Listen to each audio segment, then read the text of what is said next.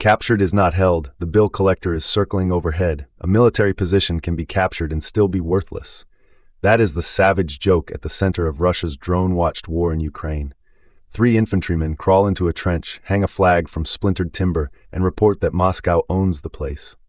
Wonderful. Print the map. Announce the advance. Now somehow bring them clean water.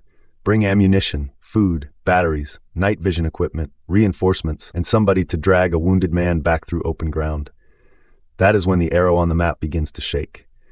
The question is not merely whether Russian troops can reach a position. Men can be pushed almost anywhere if command is willing to spend enough of them.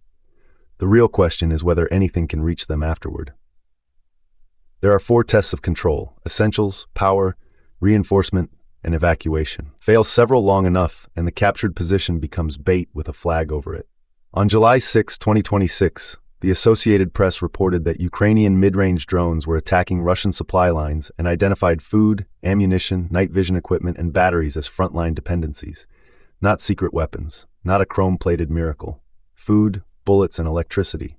The geography varies. Rainy woods are not clear, exposed roads. Drone density, terrain, weather, electronic warfare, darkness, and local competence change the odds. No single Russian method is established across every sector. That caveat matters because war reporting attracts certainty, like rotting meat attracts flies. One video appears and suddenly commentators know how Russian platoons move. The reporting establishes that drones observe and strike visible movement, including vehicles and logistics on roads. It does not prove Russian infantry everywhere disperse in identical groups using identical routes.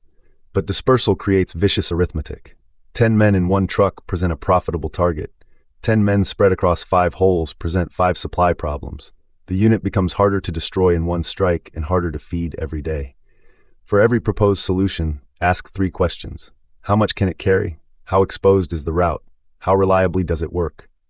Those questions gut most technological fantasies. A ground robot has payload and mechanical limits. Mud ignores brochures. Cargo drones face weather and interception. Motorcycles are fast and wonderfully mortal. Caches can be destroyed, misplaced, or stranded. These are general risks, not proof of identical failures in every Russian unit. But occasional success is not sustainment. One drone delivering batteries makes a compelling clip. A system delivering water, ammunition, food, power, replacements, and medical supplies every day holds territory. The first is theater.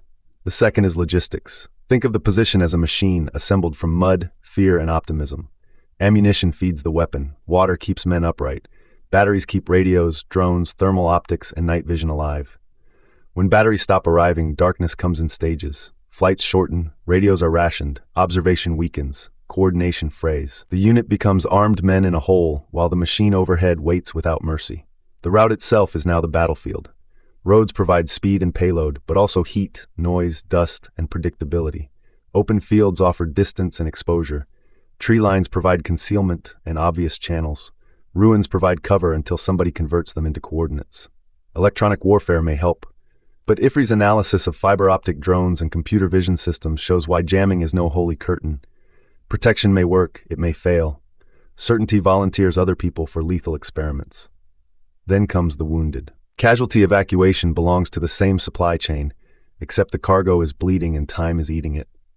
The Center for Army Lessons Learned assesses that drone proliferation has made evacuation, especially air evacuation, more dangerous and can restrict access to surgical care. A soldier can crawl, sprint, scatter, or hide.